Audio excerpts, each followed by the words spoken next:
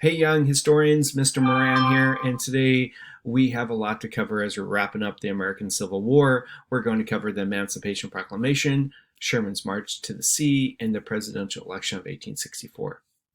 So the Emancipation Proclamation, it was an executive order. An executive order is an order by the president by those people who work directly underneath the president in the executive branch. An example would be the military by President Lincoln with hopes to destroy the economy of the South.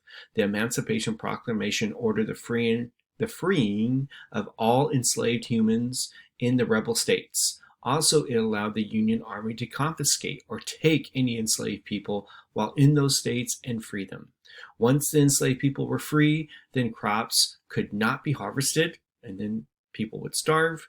Cotton could not be harvested, and the cotton planters could not sell their products and lose money. In short, freeing the enslaved humans would destroy the economy of the South and end the war.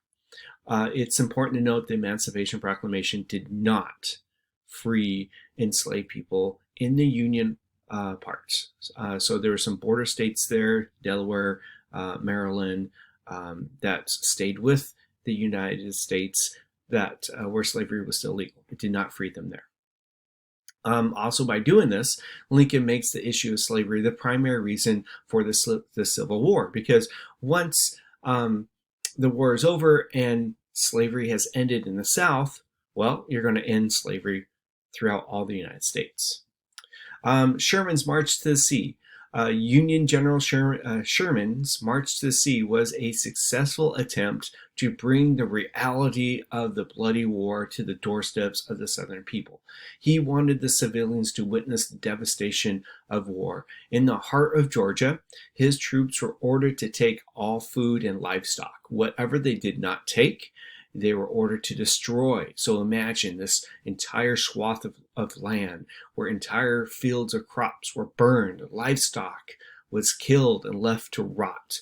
Railroad lines were pulled up from the ground, heated up, and tied around trees. These became known as Sherman neckties. All homes were burned in the path of the army. In short, this was the first time when American forces engaged what's called total war. Until then, civilians were not targeted by the military. It's important to note that the Sherman's March to the Sea did not focus on killing civilians. They were going after property. And I have an image there of what the Sherman neckties might have looked like. And then the election of 1864. This is the re-election of Abraham Lincoln in 1864, and it wasn't a slam dunk. In fact, only a few months before the election, Lincoln believed he was going to lose the re-election. The Republican Party was split. In fact, Lincoln's vice presidential running mate was a Democrat from a rebel state, because Lincoln was that desperate to try to grab votes from all over the place. That would be equivalent to Joe Biden seeking Vice President Pence to be his running mate. Meanwhile, Lincoln's Democratic opponent was former General McClellan. Lincoln actually fired him because he felt McClellan was weak on the rebels. There were a couple times when historians said that McClellan could have easily defeated the Confederacy army a few times, and he stopped fighting. And no one really knows exactly why he did that. And again, some historians felt like because many of the Union generals went to the same school together, military school, West Point, they were buddies.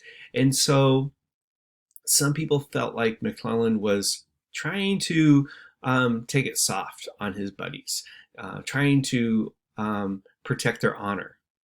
So anyways, General McClellan, he was running against Lincoln, and he wanted to end the war and negotiate a peace treaty with the rebels and end the Emancipation Proclamation.